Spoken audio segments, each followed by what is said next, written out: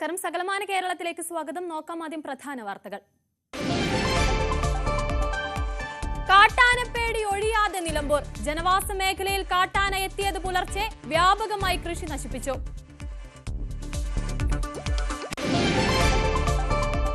എറണാകുളം അയ്യൻകുഴി നിവാസികൾക്ക് ദുരിത ജീവിതം. ശുദ്ധവായുവും കുടിവെള്ളവുമില്ല. പ്രദേശത്ത് വെളുത്ത പൊടി പടരുന്നു. ദേഹാസ്വാസ്ഥ്യമെന്ന നാട്ടുകാർ.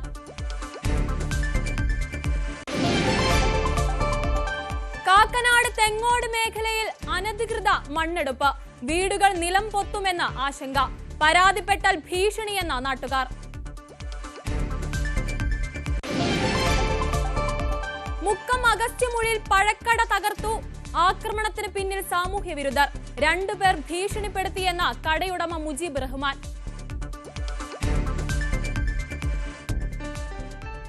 വാർത്തകൾ വിശദമായി നോക്കാം. ശുദ്ധവായുവും കുടിവെള്ളവും ഇല്ലാത്ത അയ്യൻകുഴി നിവാസികളുടെ ദുരിതം അവസാനിക്കുന്നില്ല.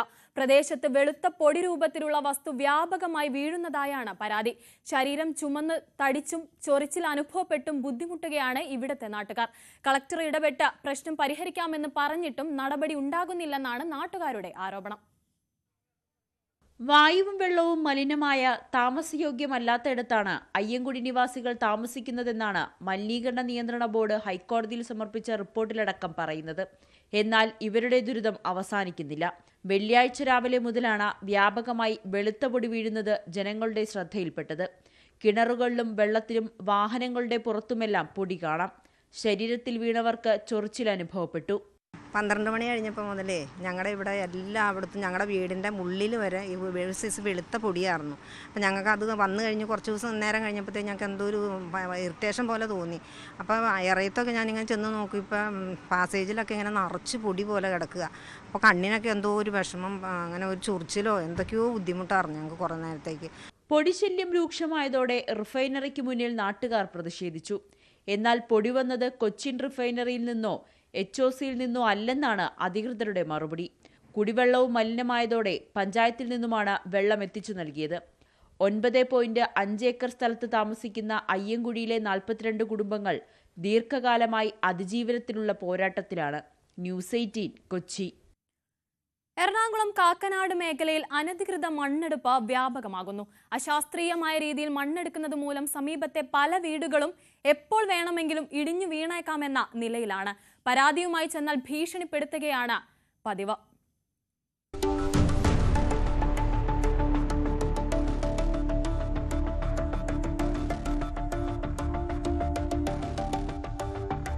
കാക്കനാട് നിന്ന് തെങ്ങോട് പോകുന്ന വഴിയിലാണ് ഈ കാഴ്ച. തൊട്ടപ്പുറത്ത് ആഴത്തിൽ മണ്ണെടുത്തതുമൂലം വീട് ഏതു നിമിഷവും ഇടിഞ്ഞു വീഴുന്ന സ്ഥിതിയിലാണ്. വീടിൻ്റെ മതിലിനോട് ചേർന്ന് ഏതാണ്ട് 10 അടിയോളം ആഴത്തിൽ JCB ഉപയോഗിച്ചാണ് മണ്ണെടുത്തത്. വീട്ടുടമസ്ഥനായ രാജേഷിനോട് പറഞ്ഞത് റോഡിൻ്റെ പൊക്കത്തിൽ മണ്ണെടുക്കുന്നു എന്ന് മാത്രമാണ്. എന്നാൽ പിന്നീട് കാര്യങ്ങൾ മാറി. ഇവർ പറഞ്ഞാൽ നമ്മളെ ഒന്ന് ഭീഷണിപ്പെടുത്തുന്ന അവസ്ഥയിലാണ്. നിങ്ങളുടെ രീതിയിലും നിങ്ങളെന്തോ വെച്ചാൽ ചെയ്തോ, നമ്മുടെ ഒരു പവർ വെച്ചിട്ട് നമ്മളെന്തോ വെച്ചാൽ നമ്മളും ചെയ്യും. അത് നിങ്ങൾക്ക് പറ്റുന്നുണ്ടെങ്കിൽ തടയാൻ പറ്റുന്നത് തടഞ്ഞോ എന്നുള്ള സ്റ്റൈലാണ് നിൽക്കുന്നത്. നമ്മൾ നിസ്സഹായനാണ് ഈ അവസ്ഥയിൽ. മഴ പെയ്താൽ വീടും സംരക്ഷണ ഭിത്തിയുമെല്ലാം ഇടിഞ്ഞു വീഴുന്ന സ്ഥിതിയാണ്. വീടിനകത്ത് കഴിയുന്നത് പേടിച്ചാണ്. ഇപ്പോൾ മഴ പെയ്യുമ്പോൾ നമ്മളാകെ പേടിച്ചിട്ടാണ്. നല്ല മഴ, അപ്പം മണ്ണ് ഇടിഞ്ഞു പോയിട്ടാണ് അവർക്ക് ഈ പ്രോബ്ലം. ഇടിഞ്ഞു പോയപ്പോഴാണ് അവർ ഈ വീട് പൊളിച്ച് മാറ്റി വേറെ വീട് പണിയേണ്ടി വന്നത്. അപ്പോൾ ഇപ്പോൾ ഇങ്ങനെ ഇതേപോലെ മഴ പെയ്യുമ്പോൾ നോർമൽ എനിക്കും ആ ഒരു ഫീൽ തന്നെയാണ്. സമീപത്തു നിന്ന് 1 മീറ്റർ അകലം പാലിച്ച് മണ്ണെടുക്കാനാണ് അനുമതി നൽകിയിരുന്നത്. വീട് ഇടിഞ്ഞു വീഴുമെന്ന് ചൂണ്ടിക്കാട്ടി തൃക്കാക്കര നഗരസഭയ്ക്ക് പരാതി നൽകിയതിൻ്റെ അടിസ്ഥാനത്തിൽ നിലവിൽ മണ്ണെടുപ്പ് നിർത്തിവെച്ചിരിക്കുകയാണ്. എങ്കിലും അപകടഭീതി ഒഴിഞ്ഞിട്ടില്ല.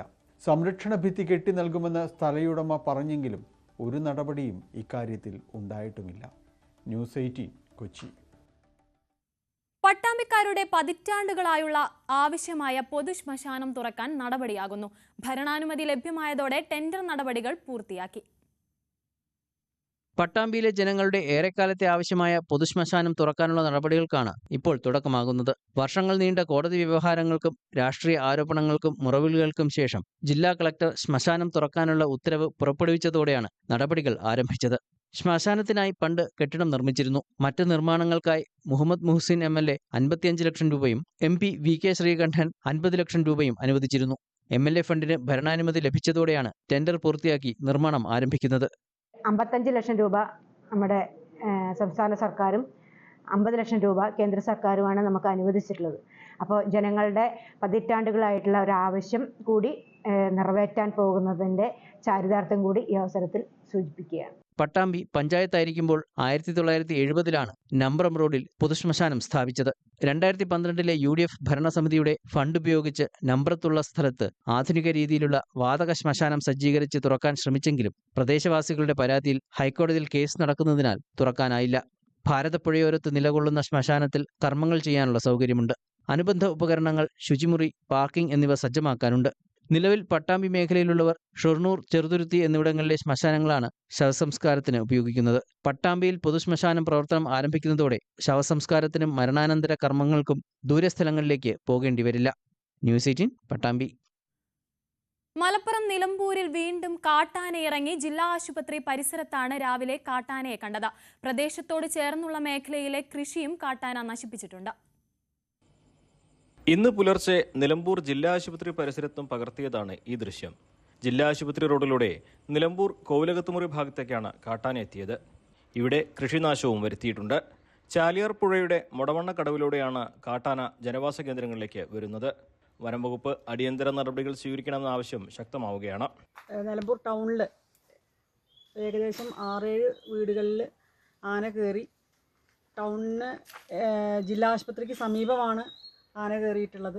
അങ്ങനെ തീക്കടി ഭാഗത്തു കൂടെ വന്ന് ഇവിടെ 6-7 വീട്ടിൽ കയറി നാശനഷ്ടം വരുത്തിയിട്ടുണ്ട്.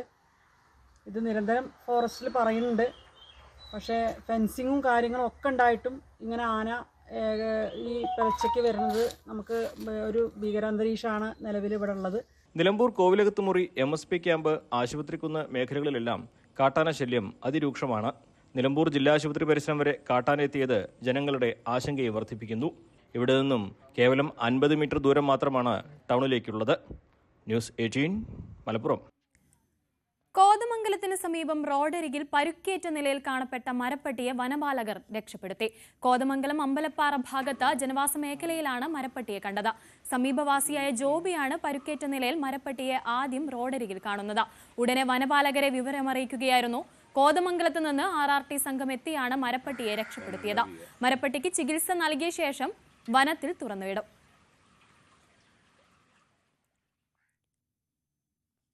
മുക്കം അഗസ്ത്യമൂഴിയിൽ ഫ്രൂട്ട്സ് കച്ചവടക്കാരന്റെ കട സാമൂഹിക വിരുദ്ധർ തകർത്തു. സംസ്ഥാന പാതയോരത്ത് ഇന്ന് രാവിലെയായിരുന്നു സംഭവം. ഇന്ന് പുലർച്ചെയാണ് സംഭവം. പൂവത്തിക്കണ്ടി സ്വദേശി മുജീബ് റഹ്മാന്റെ ഫ്രൂട്ട്സ് കടയാണ് സാമൂഹ്യ വിരുദ്ധർ തകർത്തത്. ഫ്രൂട്ട്സ് കച്ചവടം ചെയ്യുന്ന തട്ടും മറ്റുപകരണങ്ങളും തൊട്ടടുത്ത വയലിലേക്ക് വലിച്ചെറിയുകയും ഫ്രൂട്ട്സുകൾ വാരി വലിച്ചിട്ട് നശിപ്പിക്കുകയും ചെയ്തു. ഇവിടെ കച്ചവടം ചെയ്യുന്നതിനെതിരെ 2 പേർ ഭീഷണിപ്പെടുത്തിയിരുന്നുവെന്നും മുക്കം പോലീസിൽ പരാതി നൽകിയിട്ടുണ്ടെന്നും മുജീബ് പറഞ്ഞു.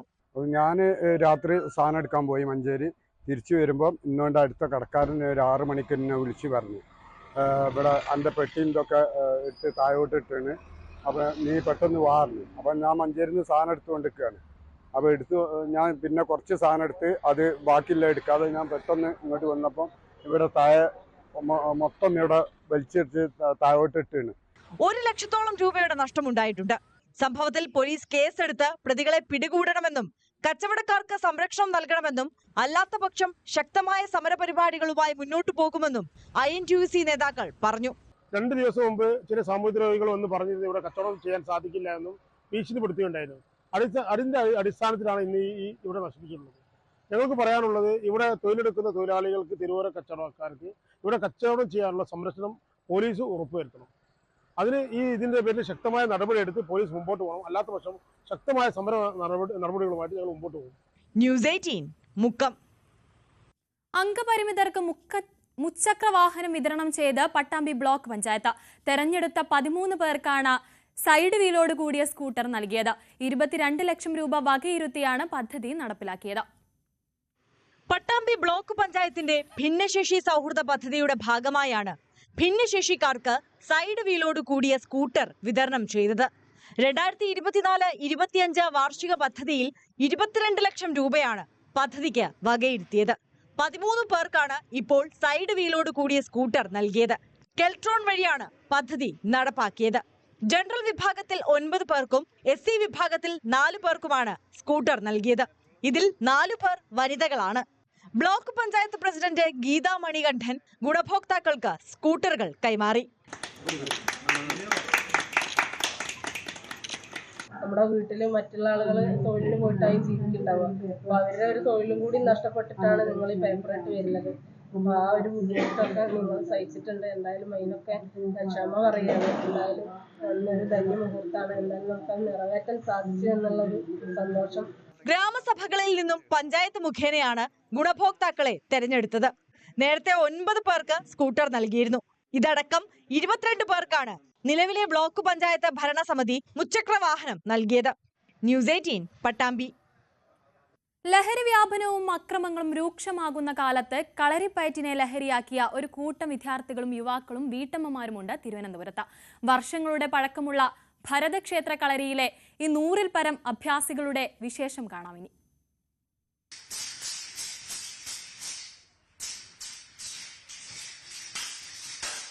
എല്ലാ ആയോധന കലകളുടെയും മാതാവാണ് കളരിപ്പയറ്റ്. 5000 വർഷത്തിലേറെ പഴക്കമുണ്ടെങ്കിലും ഇന്നും പ്രായഭേദമന്യേ കേരളം ഏറ്റെടുത്ത തനത് ആയോധന കല. മെയ്ത്താരി, കോൽത്താരി, അങ്കത്താരി, വെറും കൈ എന്നിങ്ങനെ 4 വിഭാഗങ്ങളാക്കിയാണ് കളരിപ്പയറ്റിനെ തരം തിരിച്ചിരിക്കുന്നത്. ശരീരം കൊണ്ടുള്ള അഭ്യാസങ്ങളാണ് മെയ്ത്താരി. കൃത്യമായ മെയ്യഭ്യാസം പരിശീലിച്ചയാൾക്ക് എതിരാളിയെ നിഷ്പ്രയാസം കീഴ്പ്പെടുത്താം. മെയ്പ്പയറ്റുകൾ, കാലുകൾ, വടിവുകൾ എന്നിവ മെയ്ത്താരിയിൽ ഉൾപ്പെടുന്നു. മരം ഉപയോഗിച്ചുള്ള ആയുധങ്ങൾ ചെറുവടി, കുറുവടി, ഒറ്റ, നെടുവടി, ഗദ എന്നിവ ഉപയോഗിച്ചുള്ള അഭ്യാസങ്ങളാണ് കോൽത്താരി.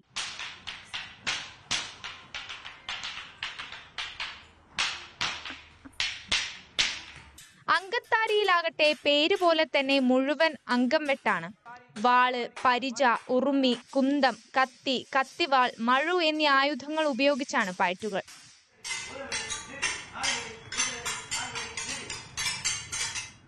അടുത്തത് വെറുങ്കൈ.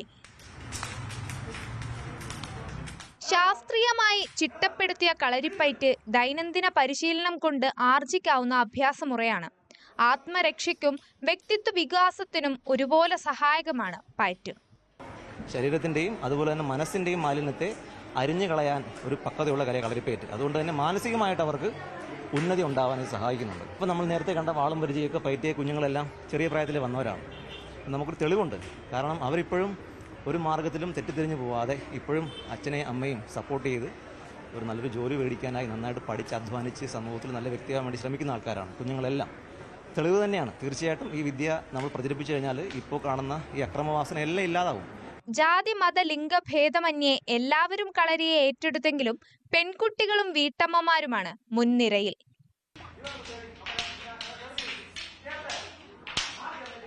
കളരി ഇപ്പോൾ 7 വർഷമായിട്ട് പഠിക്കുന്നുണ്ട്. ഹസ്ബൻഡും കുട്ടികളും എല്ലാവരും പഠിക്കുന്നുണ്ട്. ഫാമിലി ആയിട്ടാണ് ഞങ്ങൾ വരുന്നത്. ഇപ്പോൾ ഒരു കോൺഫിഡൻസ് ലെവൽ നന്നായി കൂടിയിട്ടുണ്ട്. നേരിടാനുള്ള ഒരു ചങ്കുറ്റമുണ്ട്. കുട്ടികളുടെ അക്രമവാസന പൊതുവെ കുറഞ്ഞ് ആണ് ഇരിക്കുന്നത്. എനിക്ക് 2 മക്കളാണ്, മോനും മോളും ഉണ്ട്. രണ്ടുപേരുടെയും സ്വഭാവം വളരെ ശാന്തമായിട്ടുണ്ട് കളരിയിൽ വന്ന് പഠിക്കുന്നത് മൂലം. സ്വയരക്ഷയ്ക്ക് വേണ്ടി കുറച്ചൊക്കെ അഭ്യാസം ആവാം അല്ലേ?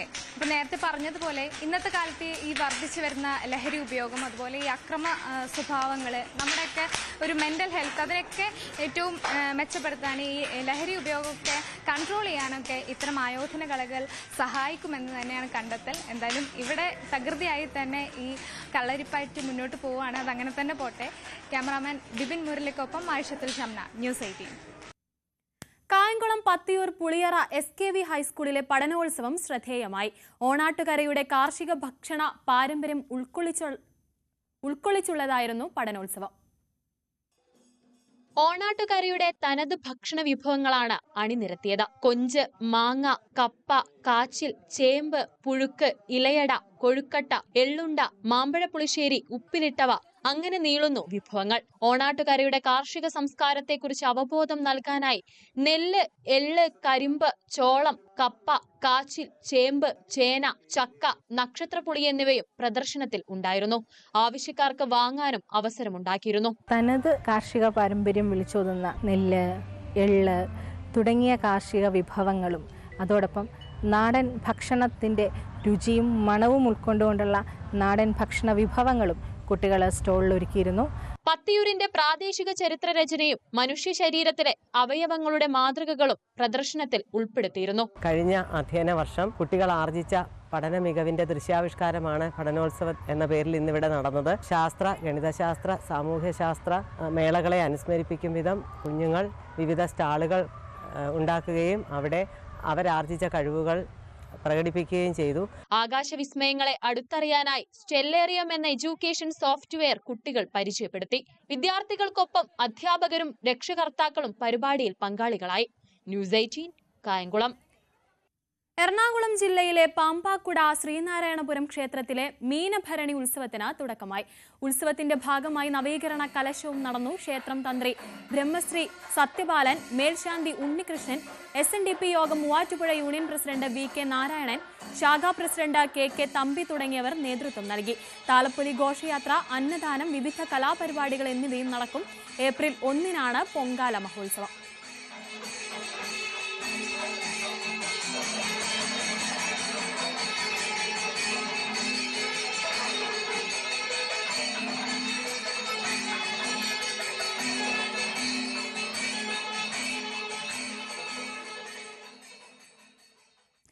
കൊല്ലം പോരുവഴി പെരുവിരുത്തി മലനട ദുര്യോധന ക്ഷേത്രത്തിലെ മലക്കുട മഹോത്സവം ഭക്തി നിർഭരമായി കൊണ്ടാടി. കൂറ്റൻ കരക്കെട്ടുകൾ തോളുകളിലേറ്റി മലയീശ്വരനെ വലം വയ്ക്കുന്ന ചടങ്ങുകളിൽ ആയിരങ്ങളാണ് പങ്കാളികളായത്. അമ്പലത്തും ഭാഗം, കമ്പലടി, പനപ്പെട്ടി, പള്ളിമുറി, നടുവിലെ മുറി, വടക്കേ മുറി എന്നീ കരകളിൽ നിന്നും കൂറ്റൻ എടുപ്പുകുതിരകളും ഇടയ്ക്കാട് കരയുടെ വലിയ എടുപ്പുകാളയുമായിരുന്നു പ്രധാന ആകർഷണം. കൂടാതെ ചെറുതും വലുതുമായ 300ഓളം കെട്ടുകാളകളും ഉച്ചവെയിൽ ചാഞ്ഞതോടെ വെൺകുളം ഏലായിൽ അണിനിരന്നു.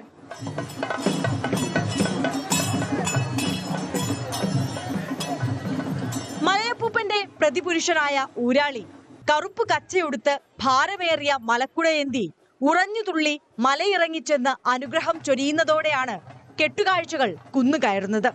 ക്ഷേത്രത്തിലെ ദ്രാവിഡ ആചാര പെരുമയിലുള്ള പൂജകളും വ്യത്യസ്തമാണ്. ക്ഷേത്രത്തിന് ചുറ്റും 3 തവണ പ്രദക്ഷിണം പൂർത്തിയാക്കിയാണ് കെട്ടുകാഴ്ചകൾ മലയിറങ്ങുന്നത്.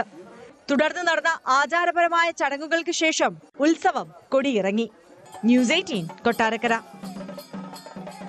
എറണാകുളം നേര്യമംഗലം ജില്ലാ കൃഷിത്തോട്ടത്തിലെ നിലക്കടല കൃഷിയിൽ 100 മേനി വിളവ്. ഫാമിലെ ഉദ്യോഗസ്ഥരും കർഷക തൊഴിലാളികളുമാണ് കൃഷി ഇറക്കിയത്. ജില്ലാ കൃഷിത്തോട്ടത്തിലെ ക്യൂ ബ്ലോക്കിലാണ് നിലക്കടല കൃഷി ചെയ്തത്. നവംബറിലാണ് കൃഷി ഇറക്കിയത്. 100 മേനി വിളവ് ലഭിച്ചു. ആഘോഷമായാണ് വിളവെടുപ്പ് നടത്തിയത്. പ്രാദേശികമായി ലഭ്യമായ വിത്തുപയോഗിച്ചായിരുന്നു കൃഷി. ഇവിടത്തെ മണൽ കലർന്ന മണ്ണ് കൃഷിക്ക് അനുകൂലമായി. വരും സീസണിലും നിലക്കടല കൃഷി തുടരുമെന്ന് ജില്ലാ farm superintendent Jasmine Thomas. Q ബ്ലോക്കിലെ കോഴിത്തുരുത്തിലാണ് നമ്മൾ കടലക്കൃഷി ചെയ്തിരുന്നത്. ഇവിടുത്തെ മണ്ണെന്ന് പറയുന്നത് മണൽ കലർന്ന ഒരു മണ്ണാണ് നമുക്കിവിടെ ഉള്ളത്. അപ്പോൾ അത് കടലക്കൃഷിക്ക് വളരെ അനുയോജ്യമായിട്ട് നമുക്കിപ്പോൾ തോന്നുന്നു. വളരെ നല്ല രീതിയിൽ നമുക്കതിൻ്റെ ഈൽഡ് ലഭിച്ചിട്ടുണ്ട്. അത് തുടർന്നും ഉള്ള സീസണുകളിലും നമ്മൾ മെയിനായിട്ടും സെപ്റ്റംബർ ഒക്ടോബർ മാസങ്ങളിലാണ് ഇത് കടലക്കൃഷി സാധാരണയായിട്ട് സ്റ്റാർട്ട് ചെയ്യുന്നത്. അപ്പം ഇനിയുള്ള സീസണുകളിലും അങ്ങനെ ചെയ്യാൻ വേണ്ടിയിട്ട് നമ്മൾ ശ്രമിക്കുന്നതാണ്. പ്രതീക്ഷിച്ചതിലും അധികം വിളവ് കിട്ടിയതോടെ കർഷകർക്കും ജീവനക്കാർക്കും സന്തോഷം. ന്യൂസ് 18 നേര്യമംഗലം. യാക്കോബായ സഭയുടെ പുതിയ കാതോലിക്ക ശ്രേഷ്ഠ മാർ ബസേലിയോസ് ജോസഫ് കാതോലിക്ക ബാവയ്ക്ക് നെടുമ്പാശ്ശേരിയിൽ സ്വീകരണം നൽകുന്ന തത്സമയ ദൃശ്യങ്ങളാണ് ഈ കാണുന്നത്.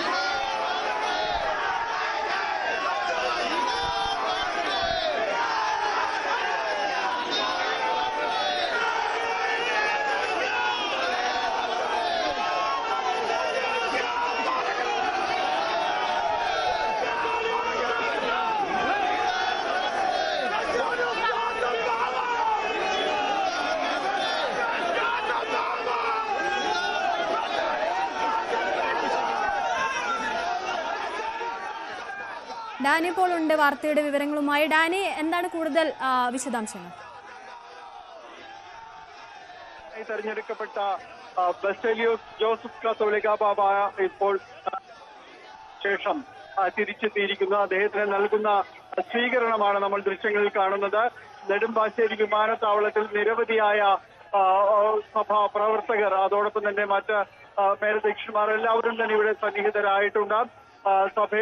സഭാവിശ്വാസികളടക്കം നിരവധി പേർ ഇവിടെ എത്തിയിട്ടുണ്ട്. ഇവിടെ സ്വീകരണം നൽകുകയാണ്. അദ്ദേഹത്തെ ഇവിടെ നിന്ന് നിരവധി വാഹനങ്ങളുടെ അകമ്പടിയോടുകൂടി അദ്ദേഹത്തെ പുത്തൻകുരിശിലെ സഭാ കേന്ദ്രമായ പാർട്ടി ഐക്യ സെന്ററിലേക്ക് കൊണ്ടുപോകുന്നു. അവിടെ വെച്ച് അദ്ദേഹം സ്ഥാനാരോഹണ ശുശ്രൂഷ, പ്രഥമ ശുശ്രൂഷ ചടങ്ങുകൾ അവിടെ നടക്കുകയും ചെയ്യും. ഇന്ന് 5 മണിക്കാണ് നവാഭിഷിക്തനായ ശ്രേഷ്ഠ കാത്തോലിക്ക ബാവയ്ക്ക് പൊതു അനുമോദന സമ്മേളനം അടക്കം നടക്കുന്നത്. ഇതിനുവേണ്ടിയുള്ള ക്രമീകരണങ്ങൾ പൂർത്തിയായിരിക്കുന്നു. ഇപ്പോൾ നമ്മൾ കാണുന്നത് നെടുമ്പാശ്ശേരിയിൽ അദ്ദേഹത്തിന് നൽകുന്ന സ്വീകരണമാണ്. വളരെ വൈകാരികമായി, വളരെ വികാരഭരിതമായി അദ്ദേഹത്തെ സഭാമക്കൾ എതിരേൽക്കുകയാണ്. കാരണം കഴിഞ്ഞ കുറെ നാളുകളായി നിലനിൽക്കുന്ന കലുഷിതമായ സാഹചര്യങ്ങൾ അടക്കമുണ്ട്. അതിലേക്കാണ് പുതിയ സഭാധ്യക്ഷൻ കടന്നു വരുന്നത്. ഏതായാലും വളരെ വൈകാരികമായി അദ്ദേഹത്തെ എതിരേൽക്കുകയാണ്. ഇവിടെ നെടുമ്പാശ്ശേരി വിമാനത്താവളത്തിൽ ഇപ്പോൾ നമ്മൾ കാണുന്നത് അദ്ദേഹത്തിന് സ്വീകരണ ചടങ്ങുകളിൽ സ്വീകരണം ഏറ്റുവാങ്ങുകയാണ്. അതിനുശേഷം ഇപ്പോൾ വാഹനങ്ങളുടെ അകമ്പടിയോടുകൂടി അദ്ദേഹത്തെ പുത്തൻകുരിശിലേക്ക് പോകുന്നു. അവിടെ സെന്റ് അത്തനേഷ്യസ് കത്തീഡ്രൽ സഭയുടെ ആചാരപ്രകാരമുള്ള ചടങ്ങുകൾ നടക്കും. പ്രഥമ ദിവ്യബലി അദ്ദേഹം അവിടെ അർപ്പിക്കുകയും ചെയ്യും. ഇതിനുശേഷം അവിടെ പൊതുസമ്മേളനം, സ്വീകരണ സമ്മേളനം അടക്കമുള്ള കാര്യങ്ങൾ നടക്കുകയും ചെയ്യും. 5 മണിക്കാണ് നവാഭിഷിക്തനായ ശ്രേഷ്ഠ കാത്തോലിക്ക ബാവയ്ക്ക് അനുമോദന സമ്മേളനം അടക്കം നടക്കുന്നത്. വിവിധ രാഷ്ട്രീയ, സാമൂഹ്യ, മതമേലധ്യക്ഷന്മാരടക്കം ഇതിൽ പങ്കെടുക്കുകയും ചെയ്യും. ഇപ്പോൾ ഇവിടെ നിന്ന് നെടുമ്പാശ്ശേരിയിൽ നിന്ന് വാഹനം പുറപ്പെടുകയാണ്. യാക്കോബായ സഭയുടെ പുതിയ കാത്തോലിക്ക ശ്രേഷ്ഠ മാർ ബസേലിയസ് ജോസഫ് കാത്തോലിക്ക ബാവയ്ക്ക് നെടുമ്പാശ്ശേരിയിൽ സ്വീകരണം നൽകുന്ന തത്സമയ ദൃശ്യങ്ങളാണ് കണ്ടുകൊണ്ടിരുന്നത്. വൈകിട്ട് 5 മണിക്ക് അനുമോദന ചടങ്ങും സംഭവിക്കും. ഡാനി പോളാണ് വാർത്തയുടെ വിവരങ്ങൾ നൽകിയത്.